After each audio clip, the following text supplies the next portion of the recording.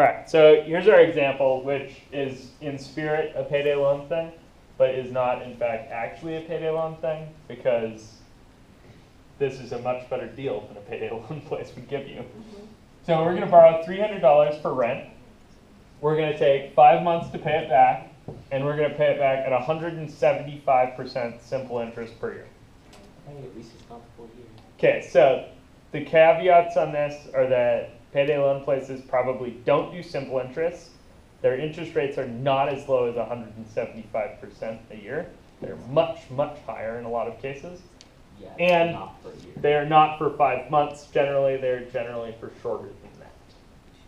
So let's assume that we got a really sweet deal, and we need to figure out what's the interesting question here? What do I know? How about that? We got the One thing is that it's you right interest there, per Principal. year, but you're only borrowing it for 5 months.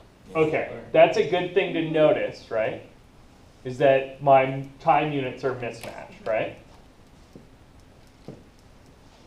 So that should be a caution symbol right there. Need to be a little careful. How about easily identifiable things? P is 300. P is 300. Okay, so that's going to be P there. How about this? T is 5 months, T is 5 months, right? 5/12 of the year.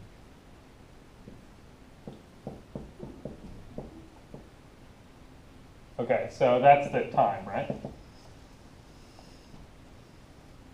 You guys see that? I used my caution symbol to just make sure that I was in the same units, right? Did it matter that I changed to years, or should I have changed the interest to months? I think one's harder to do. Yeah, it's easier to do. Yeah.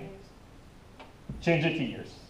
Okay. Always change your time frame to match the time frame on the interest rate. You don't want to screw around with this. If you mess around with it on simple interest, it'll be okay. If you mess around with it on compound interest, it definitely will not be okay. Okay? And the rate is running at 75. And this thing here, right, is the rate. I should remember to convert that to a decimal. Okay?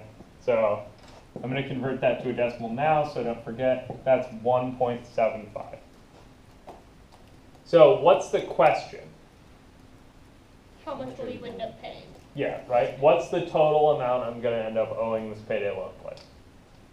So the total amount, right, is what?